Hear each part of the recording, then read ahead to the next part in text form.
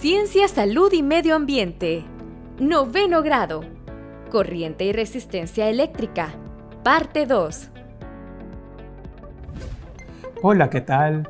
Anteriormente aplicamos la ley de Ohm a los circuitos simples bajo la condición de corriente directa y con una fuente de energía. En esta clase aprenderemos a cómo resolver arreglos en serie, paralelo y mixtos sin una fuente de energía. Acompáñenme. Las resistencias, llamadas también resistores, pueden tener una conexión en serie, en paralelo, mixto, entre otras. Todos estos arreglos pueden ser sustituidos por un solo valor equivalente. Se dice que un conjunto de resistencias están en serie cuando por todas ellas pasa la misma intensidad de corriente. Y la resistencia equivalente en serie es aquella en la cual pasa la misma intensidad de corriente que las resistencias que le dieron origen. Y su caída potencial es igual a la suma de las caídas de potencial de las resistencias individuales. Ahora bien, un arreglo en paralelo es aquel en el cual los resistores tienen todos la misma caída de potencial. La resistencia equivalente del arreglo en paralelo es aquel en el cual la corriente total es la suma de las corrientes de las resistencias individuales. En cambio, la caída potencial es idéntica a las resistencias que tienen las caídas de potenciales también iguales. De este modo se calculan, o mejor dicho, tienen las características la resistencia equivalente en serie y en paralelo. Ahora, antes de pasar a resolver los problemas, aprendamos cuál fue el origen de la electrocardiografía. Veamos. En el año 1780, el italiano Luigi Galvani se encontraba diseccionando a una rana frente a un grupo de colegas, entre los que figuraba la científica Lucia Galeazzi Galvani, su esposa. Ella observó que al animal se le contrajeron las patas cuando se creó una chispa en una máquina eléctrica que funcionaba cerca, mientras Galvani sostenía con la punta del bisturí un centro nervioso del animal. A Galvani le interesó el fenómeno porque no había ninguna conexión directa entre la máquina y el bisturí, ni entre la máquina y la rana. Así inició la investigación de la electricidad animal, un campo controversial de las últimas décadas del siglo XVIII, sobre todo para los inventores Galvani y Volta. Los experimentos de Galvani concluían que la fuente de la electricidad eran los propios músculos o nervios cuando se ponían en contacto con los diferentes metales como hierro y cobre o plata y estaño. Contrariamente, el físico Alessandro Volta opinaba que esa electricidad detectada por los galvanistas no provenía del propio animal, sino de la acción de los diferentes conductores metálicos, creándose una electricidad de contacto en el tejido muscular. En 1872 se inventa el electrómetro capilar, con el que se cuantifica la electricidad animal en forma de corriente. Galvani tenía razón, la electricidad animal sí existe. A principios del siglo XX se logra registrar el voltaje del latido del corazón humano in situ. Acababa de nacer la electrocardiografía, un método indoloro que amplifica y registra con un electrocardiograma las señales eléctricas del corazón. La tecnología del electrocardiograma se utiliza, entre otras cosas, para el diagnóstico y el tratamiento de la arritmia cardíaca o ritmo cardíaco anormal. ¿Qué te pareció la historia de la evolución de la electrocardiografía a partir de la observación de Lucia? Muy interesante, ¿verdad? Actualmente sabemos que los pulsos eléctricos a nivel neuronal obedecen las leyes de los circuitos que estamos estudiando en estos momentos. Pasemos entonces a resolver algunos problemas de circuitos en serie, en paralelo y mixtos.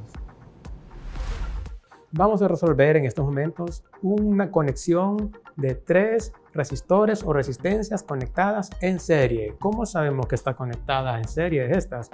Un truco podría ser este. Podrías agarrar tu lápiz y recorrer el circuito. Mira. Si no levantas el lápiz es porque este conjunto de conexiones es en serie. Otra forma es la definición. En este circuito pasa la misma intensidad de corriente. Ahora bien, necesitamos pasar de acá para acá, encontrar la resistencia equivalente de esta conexión. ¿Cómo se obtiene? Esta es la fórmula que más adelante la demostraremos. Debemos de sumar cada resistencia y luego operar. Y así de fácil. La primera resistencia 1.0 kiloohmios y así vas sumando las 3. Obtienes este total. Ahora bien, ¿cómo podríamos comprobar este resultado en la práctica? Pues acá tengo ya montado nuestro circuito de 3 resistencias conectadas en serie. Enciendo el tester y medimos. Podemos observar que da muy cerca del valor que hemos calculado. Es así como calculamos conexiones de resistencias en serie. Ahora pasemos al siguiente problema. Comencemos con el problema número 2. Es un arreglo de resistencias en paralelo. Recuerden, un arreglo de resistencia en paralelo es aquel en el que cuyos elementos tienen la misma diferencia de potencial. ¿Cómo podemos diferenciar un arreglo en paralelo? Pues aquí he encerrado las conexiones donde van estos 3 resistores. Todos llegan al mismo punto. Punto A, punto B. Nos piden encontrar la resistencia equivalente de este arreglo. La fórmula para este arreglo es esta que tenemos acá. Tenemos un numerador, un denominador. En el numerador hay productos. Cuando no se escribe ningún signo es producto. En el denominador tenemos producto, suma, producto, suma, producto, suma. He etiquetado los valores de cada resistencia por R1, R2 y R3. Sustituimos estos valores en la fórmula y nos queda como tú lo puedes ver. Ahora vamos a operar la aritmética. Acá mencioné antes que son productos. Es 1 por 2 por 3. Da 6. No te vayas a confundir porque 1 más 2 más 3 también da 6. No es suma, es multiplicación. Vamos a poner aquí una X para hacer énfasis, que es multiplicación. Muy bien, también multiplicamos los kiloohmios. Kiloohmio por kiloohmio por kiloohmio es kiloohmio al cubo. En el denominador debemos de trabajar también. Multiplicamos R1, R2, 1 por 2, kiloohmio al cuadrado más, y así vamos operando cada término. 2 por 3, kiloohmio al cuadrado más 3 por 1, kiloohmio al cuadrado. ¿Qué nos queda? Multiplicar numerador. 1 por 2 por 3 da 6, kiloohmio, kiloohmio, kiloohmio. Aquí desarrollé este cubo porque vamos a simplificar dentro de un momento. Mira aquí abajo, 1 por 2, 2. Más 2 por 3, 6. Más 3 por 1, 3. Luego saqué factor común kiloohmio al cuadrado. Acá está, kiloohmio por kiloohmio. Ahora simplificamos este kiloohmio numerador, denominador. Simplificamos acá también y nos queda solo un kiloohmio que lo escribimos acá. El 6 ya está acá. Sumamos en el denominador 2 más 6 más 3 y da 11. Al realizar el cociente nos da 0.55 kiloohmios. Observa que esta resistencia es mucho menor que las resistencias individuales. Muy bien, este es un resultado esperado. La resistencia equivalente siempre nos da menor valor que las resistencias individuales. Ahora pasemos a la mesa y te mostraré cómo es el resultado en un montaje real. Este es el circuito de la pizarra, las tres resistencias de 1 kiloohmio, 2 kiloohmios y de 3 kiloohmios.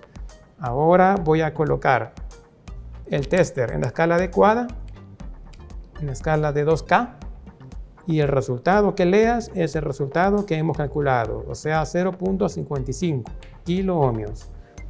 Observa, 0.545 kiloohmios. Es muy cercano al que tenemos en la pizarra, solo que acá lo da con tres cifras significativas.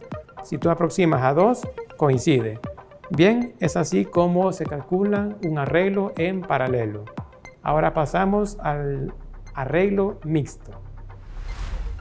Finalmente resolvamos una conexión mixta, es decir, lleva arreglo en serie y paralelo. Esto se resuelve por partes. Mira, aquí tenemos que identificar la conexión común entre estos dos resistores. Por lo tanto, aquí tenemos una conexión en serie. La fórmula es la misma. Sustituimos los valores, obtenemos nuestro primer resultado, es 1 más 2, 3 kiloohmios. Ahora escribimos el montaje original sustituyendo estas dos resistencias por la equivalente de 1 y 2, aquí está, 5. Ahora identificamos que acá y acá hay dos conexiones que se unen. Por lo tanto, estas dos resistencias están en paralelo. Identificadas estas dos resistencias, aplicamos la fórmula, sustituimos los valores y llegamos a este resultado, que es la resistencia equivalente de estas dos. Finalmente, escribimos lo que nos queda y tenemos una resistencia en serie. Sumamos y obtenemos el resultado final. Te aconsejo que siempre comiences identificando los puntos de conexión, porque ahí es donde vas a identificar las resistencias en serie o las resistencias en paralelo. Bien, es así como se resuelve una conexión mixta. Ahora miremoslo en el tester. Vamos a ponerlo en la escala de 20 kiloohmios y lo conecto. Observen, el resultado es muy parecido, 5.4 con dos cifras significativas. Ahora pasemos a ¿sabías qué? Un dato muy interesante. Se trata sobre el número gauge de los alambres. Veamos. El calibre de alambre estadounidense o AWG es un número entero que trae asociado el diámetro o el área de sección transversal del alambre. Algunas propiedades eléctricas como la resistencia del cobre y el amperaje que soporta vienen asociadas a dicho número. El alambre con un número de calibre pequeño tiene un área de sección transversal grande. De manera similar, una sección transversal pequeña tiene un número de calibre grande. Resulta interesante saber el número gauge o el número de calibre. Si recuerdas, resolvimos un problema que mencionamos de calibre 10 en la semana pasada. Ahora ya sabes cuánta corriente puede soportar un calibre 10 si resuelves el problema de la semana pasada, que lo hicimos en clase. Ahora vamos a disponernos a resumen. Vamos, aquí tenemos dos filas. Aquí tenemos las resistencias en serie y aquí en paralelo. Quiero destacar lo siguiente. Esta es la ley de Ohm, ya lo sabemos. En las resistencias en serie la corriente es la misma. Por eso le he puesto aquí que es constante. Pero el voltaje en la resistencia equivalente es grande. ¿Por qué es grande? Porque es la suma de estos voltajes de las caídas de potencial de estas resistencias. Ahora, para que se mantenga la ecuación, entonces esta resistencia debe ser grande, porque un número pequeño por un número grande te va a dar una cantidad grande. Por esta razón he puesto el voltaje grande y la resistencia grande. Si recuerdas los resultados que obtuvimos en los resistores en serie, este valor es mayor que los individuales. Ahora pasemos al paralelo. Aquí hay una fuente de energía. La corriente parte del polo positivo y llega al polo negativo. Acá se bifurca la corriente. Corriente 1, corriente 2, corriente 3. ¿Qué sucede? Después se une. Esto se puede reducir a un solo valor, una resistencia equivalente que va a tener una resistencia menor. ¿Por qué? Porque la corriente es la que crece. ¿Por qué crece la corriente? Porque esta corriente total es la suma de estas, que va pasando por cada resistor. Este producto debe mantenerse constante. Ya sabes que los elementos que están en paralelo tienen la característica que todos tienen igual caída de potencial. Por esa razón ponemos que el potencial es constante. Siendo constante, repito, el producto debe ser igual a esta constante. Un número pequeñito por un número grande te da un número pequeñito o un número constante. Estas son las fórmulas que hemos utilizado este día para resolver arreglos en serie y en paralelo.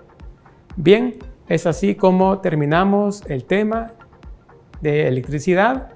Hemos visto en semanas anteriores electrostática, estas últimas 2 semanas electricidad, o sea, cargas en movimiento, y las que vienen seguirán con magnetismo.